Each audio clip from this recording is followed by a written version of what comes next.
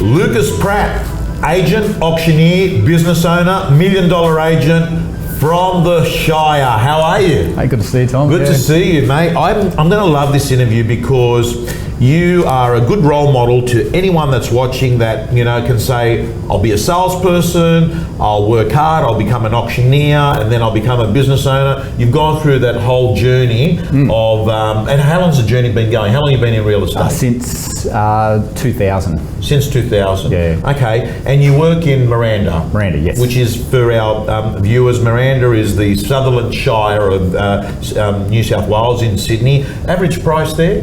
Just over $1 million. Just for over us. $1 million? Yeah, it's about $1,050,000. Okay, you're the business owner of Pulse? Yes.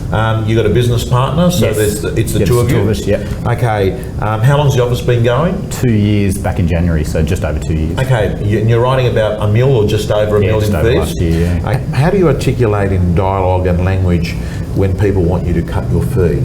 I'll say, who else are you talking to? And then they'll say this other person. Right. And invariably, they're all around that sort of number. And I'll say to them, can I just ask you something seriously?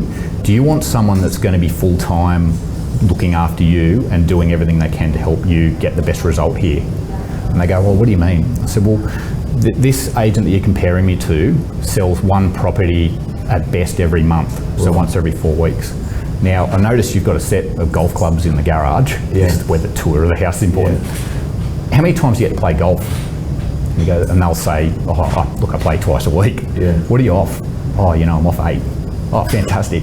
So can I ask you, if you played golf with someone who played golf 10 times a year, compared to you who plays golf 60, 70 times a year, so because I'll say, well, how many sales are you doing? I'll show them it's like 65 or 70 sales. How do you reckon your short game's going to compare to the person who plays 10 times a year? Oh, you know, it would be heaps better.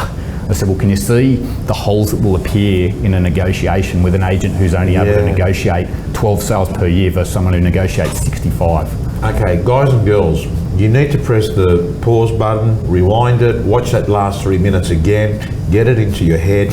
It was beautifully, it wasn't some incredible, powerful dialogue that said, bam. What it was got me thinking about it, questioned my own thoughts. Yeah.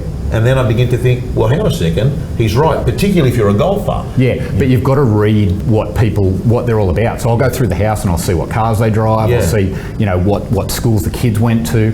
You've got to, one thing that I've learned, and the auctions are exactly the same, you've got to be able to read what's happening and 100%. You've got to be able to adjust very quickly to the client. So a pretty good example, like we're sitting here now and having seen what you've done before, you know, I'm here and I could be pretty candid with you and say, Tom, you know, you've got a fucking good house. Yeah. But that doesn't work with an 80-year-old, you know, or people downsizing, they kick me out of the house. No, 100%. And I want, because we never talk about it, because reading the play is actually a difficult, it's hard to say these are the 7 steps to reading the play. Yeah. But it seems to be the most important step of all in real estate, the ability to transform yourself to talk and act and think like the person you're dealing with.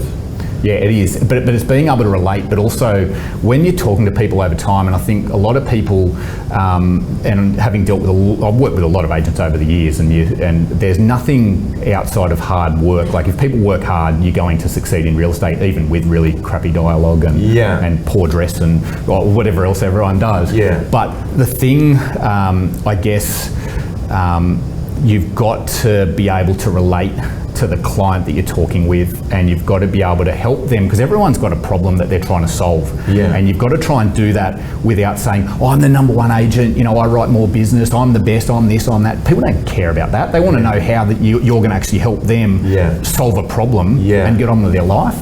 And I think a lot of the agents coming through that probably aren't seeing success, probably they don't understand the enormity of what buyers are going through and what sellers are going through in the transaction. That concludes the free video. As you can see, there are a number of ways that you can be successful in real estate, and the Real Estate Gym is basically making sure that we find everything that every top agent in the country is doing to be successful. Real Estate Gym members get all their tools, templates, all their scripts, all their information so they can design their own personal system to success. The Real Estate Gym doors are closed. You can get on the waiting list for the next opening. Just go to realestategym.com.au.